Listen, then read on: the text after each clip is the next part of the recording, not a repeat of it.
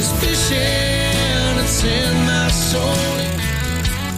Welcome to the Salt Strong Podcast, disrupting fishing entertainment as you know it. Prepare to laugh. Prepare to get to know fishing legends in a whole new and unfiltered way. And on occasion, you might even learn a thing or two about fishing. Here's your host, Joe Simons. Like diamonds. Hello, Salt Strong Nation. Joe Simons, like diamonds. What's up, Luke? Simons? Like diamonds. Yeah. You did it. You did it. Ready to talk trout fishing. Yes, this is going to be the beginner's guide to catching endless speckled trout in the summer. Here's why we're doing this. As you know, we have a really large private insider club, and we're getting new members every hour, more like every 5 minutes, it seems like. Last week, I think we had our biggest week ever. It was 900 new people joined in a week. That's mind-boggling. So growing like crazy. As you can imagine, let's just say 900 people approximately. There's a wide range of people in there. We have some brand new anglers who have never caught an inshore fish. We have, I'd say the majority are just kind of weekend warriors, people that want to become better, but are already catching some fish. And then you have some experienced people, even some full-time guides on the other very far end of the spectrum that just, that like sharing. There's some that just really enjoy sharing and love having a bigger network of over 40-something thousand members, and like the discounts on tackle doesn't hurt either. And on the newer sides, everyone could learn something here, but on the newer anglers, one of the biggest questions, and I think their struggle, is they're seeing everyone else out there catching these inshore slams, and they've seen us on video, or they've watched other people on Instagram or whatever on YouTube just having these fantastic days of catching big bull redfish and big snook and flounder and trout. And I feel like they're trying to do too much too fast. And what we end up hearing is, I went out and I tried to catch a slam and I got nothing.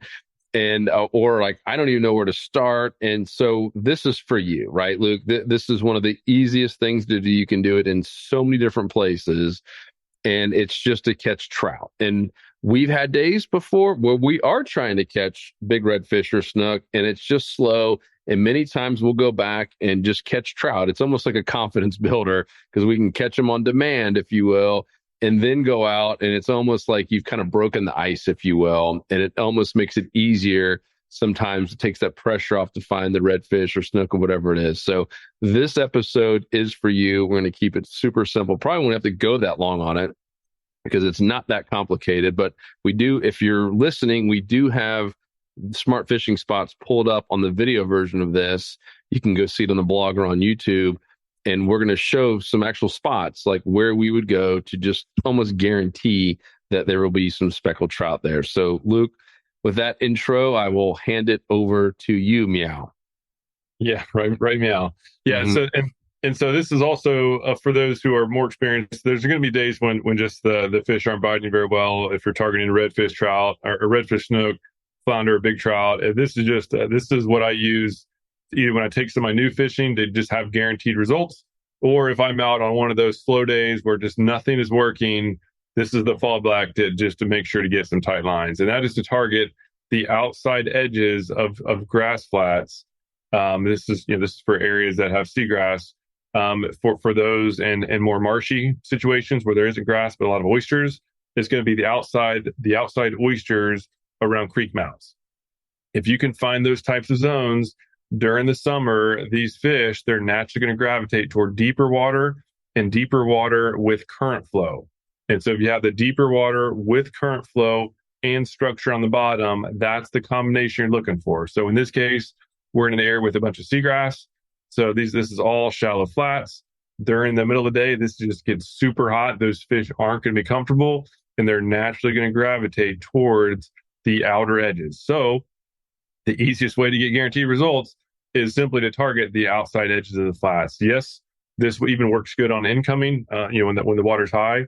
But it's especially good when the water's low, right? If you're out there and it's abnormally low tide, or at least toward the lower spectrum of the tide, that's when all these fish, even from being hot and from there literally not being much water, they will all be here. And we've had many podcast videos over the years along this stretch, and nothing special about this stretch. It's just easy access for us. We've had multiple videos where we just catch an absolute ton of trout. Like with one hole over here, we pulled out it was like 30 trout. It was 10 casts in a row that I personally had where I caught a trout. You can get days where it's just absolutely amazing, but most importantly, it is extremely rare if you actually spend an hour or two targeting these outside flats. Again, nothing special about these, but outside grass flats like these, if you spend an hour or two doing that, it is extremely rare that you don't catch something. And for this type of fishing, I actually recommend lures over live bait because you're going to be dealing with a lot of catfish and a lot of pinfish and just small stuff that's the little bait stealers. And there's going to be a lot of weeds, right? You're going to have frustration with weeds. For lures, just keep it simple. 3 to 4 inch paddle tail on either a 3/16 or 1/4 ounce jig head. That's all you need. Whether you're trolling, that works great. Take some of my new out. I take people out who aren't the best casters and I'll just cast for them, whether it's a kid or just somebody who's brand new, and then let them hold the rod and then just troll up and down these edges. And it's shocking how effective that is. Or you can drift, right? You don't have to have a trolling motor. Trolling motor helps, but you don't have to have anything fancy. This is just the let's get out and catch some fish type of game plan. As I said before, it's shocking how effective it is. And it's really simple as that. We've tried a lot of things, and because I know a lot of people say, all right, just tell me what to buy. Don't just say paddle tail. The Slam Shady 2.0, if you're just going to get one on a 1/4 ounce jig head, is it. That's why I keep 100 pack on me. The kids can do it. Like you said, Luke, you control for them. Yes, other things will work, but I know even full-time guides that keep some of those Slam Shady 2.0s. That's a 3.5 inch paddle tail and a little 1/4 ounce jig head. And for trout in particular, in this scenario, I don't think anything else can beat it.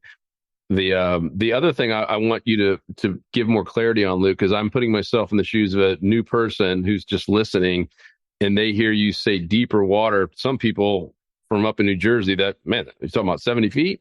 So explain what you mean, like actual depth wise in general, from the flat to what deeper water means in this scenario.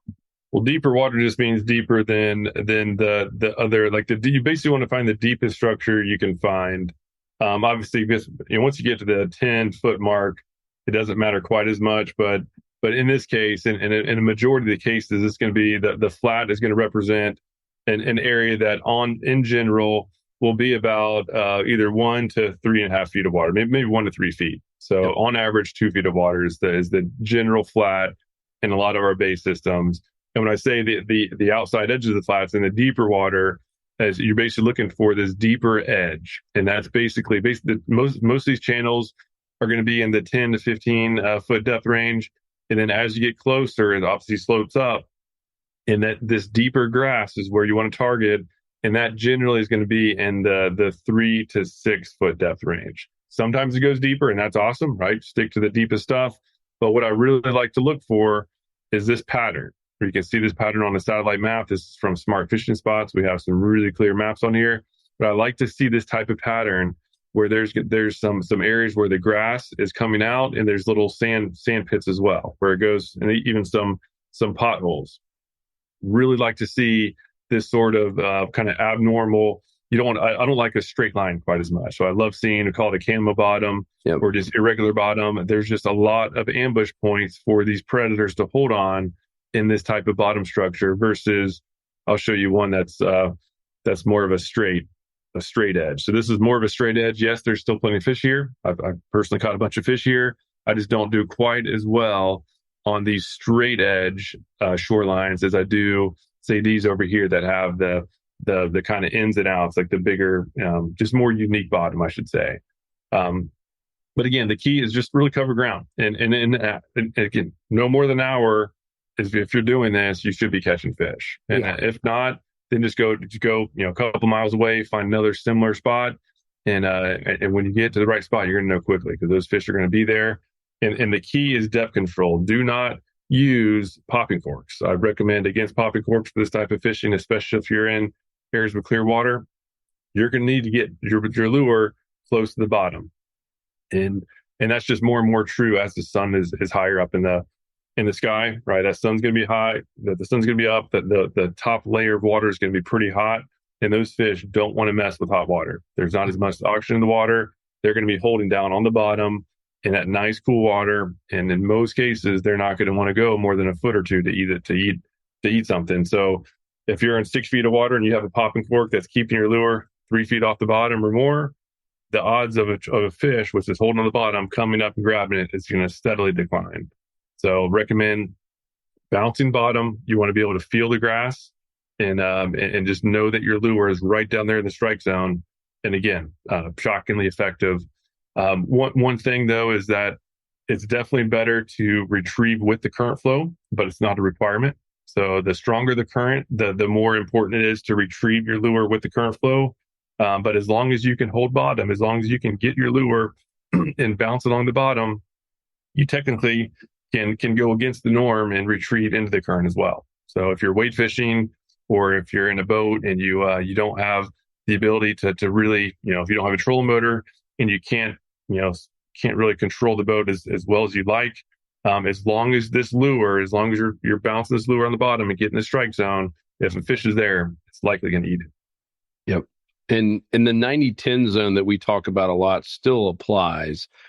There are going to be trout probably in a lot of these areas, but you will find certain sections that are much better. And then you'll find even little certain potholes, right, Luke? Like that one you talked about where you just caught fish after fish. It was right in the same pothole.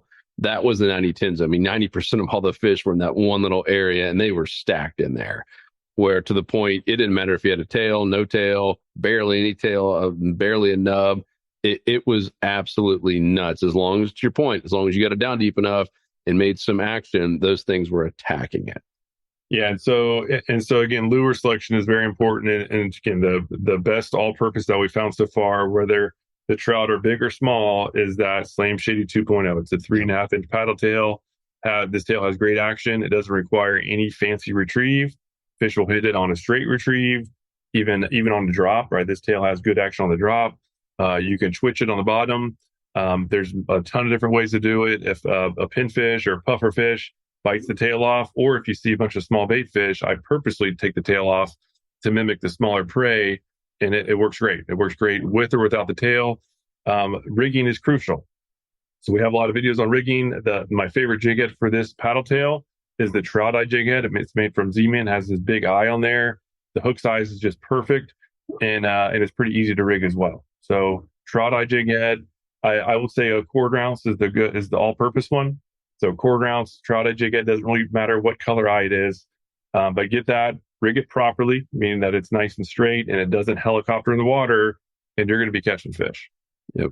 And that's all at fishstrong.com. Fishstrong.com is our tackle store, and insider members get 20% off all that stuff. I get a 100 pack.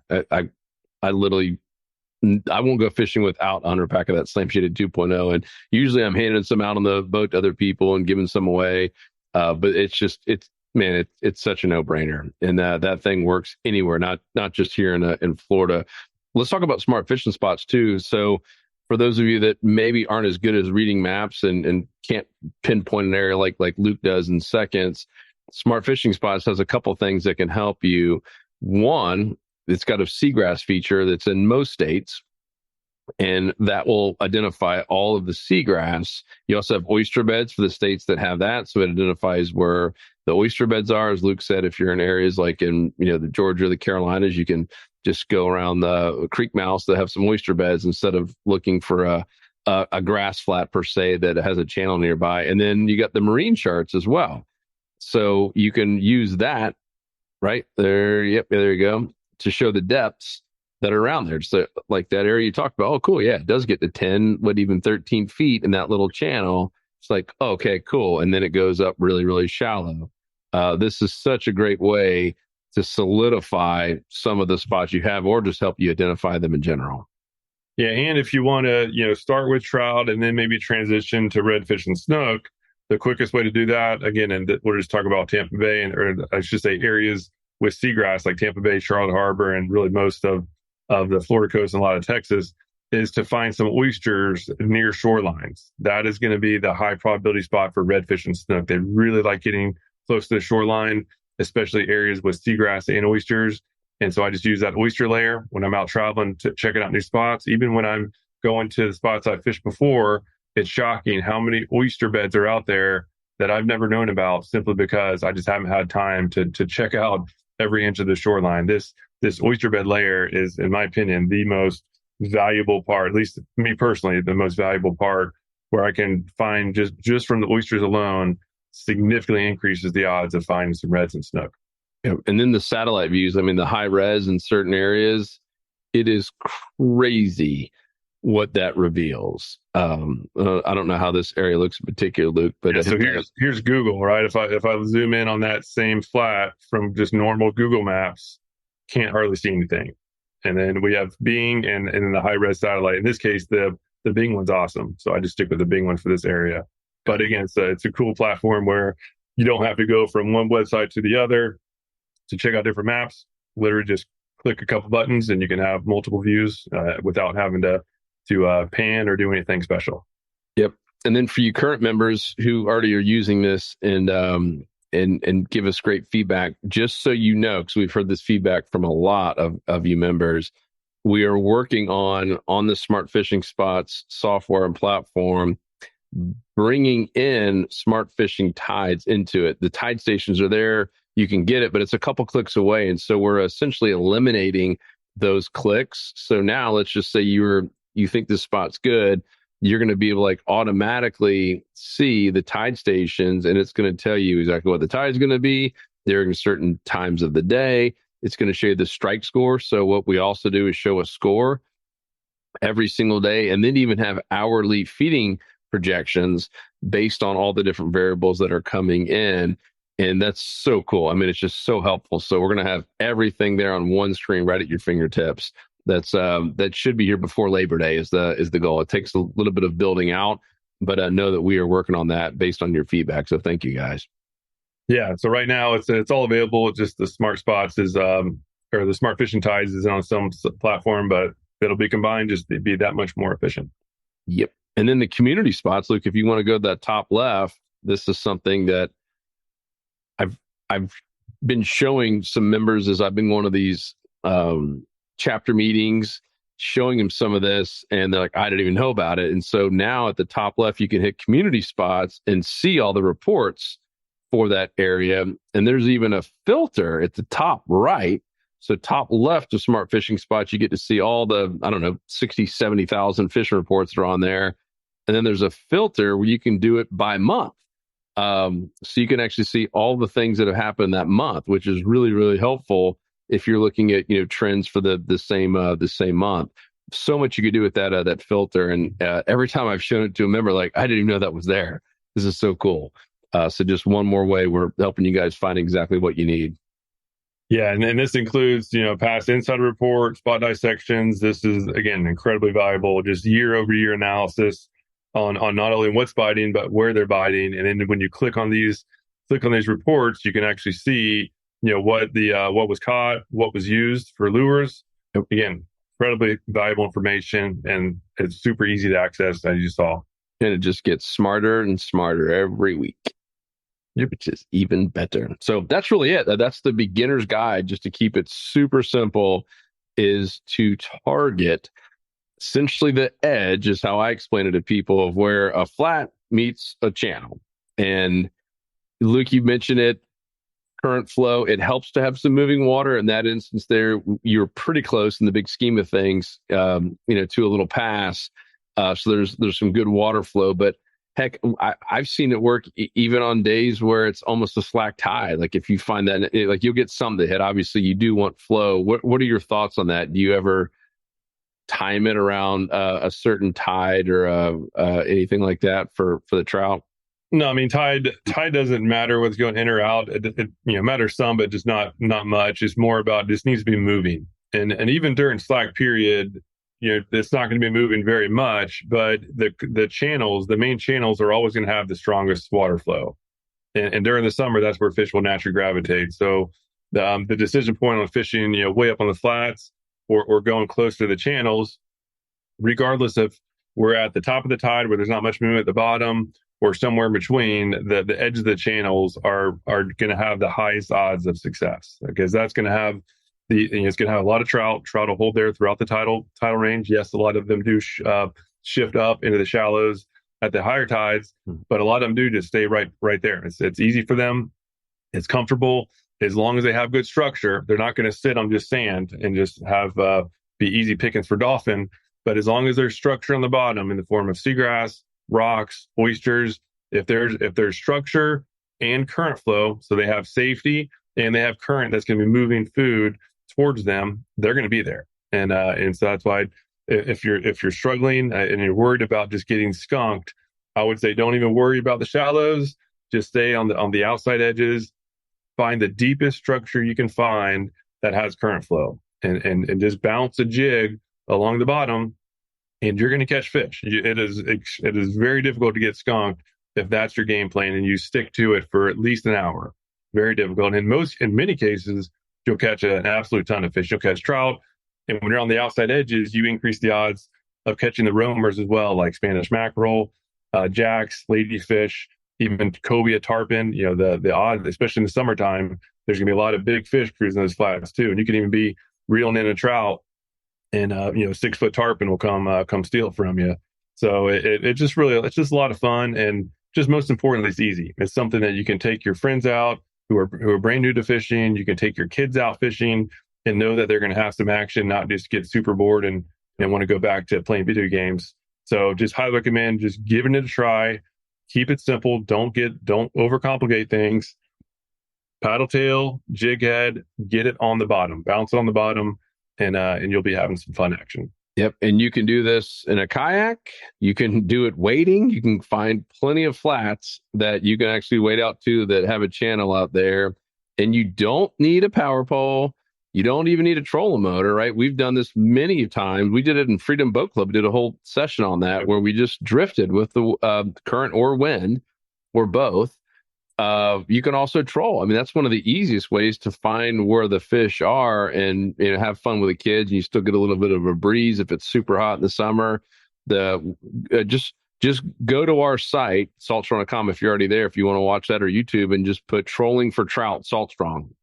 And it'll pull up. We have a couple videos where we've showed exactly how we did it, the speed. We won't go into all that there. It's so simple. And it's a really good way to find that 90-10 zone, because all of a sudden you'll be going and both lines will go down at the same time normally. And all right, cool, we found the zone. Now let's, assuming you don't have a power pole or trolling motor, let's drift through that area and just keep making casts and keep doing it again and again. Pretty cool. Yep. Trolling for trout, baby. Cool. Hope you guys found that helpful. And if you're not a member yet, what the heck you waiting on? Someone to grab you by the hand and show you exactly where to fish every day, tide, time of day, etc., and give you 20 to 30% off everything you need tackle-wise. Because if that sounds good to you, that's what we do in the Insider Club, guaranteed to help you save time and money. Go to saltstrong.com, join us in the 43,000, just at 43,000 active members in the club. It's saltstrong.com. Anything else you can think of, Luke? No, that covers it. Yeah, just use that strategy, give it some time, and you'll be surprised how effective it is. Yep. Hope that helps, guys. Let us know in the comments down below if you've done it or what other questions you have. We out. Peace. See ya. 'Cause fishing, it's in my soul. It was passed down to me from the days of old. Find us on the water if there was a way. It's been said my papa, he wrote the book on catching big reds and 20-pound snook.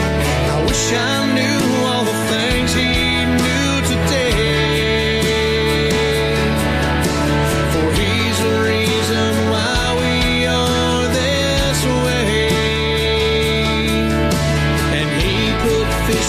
So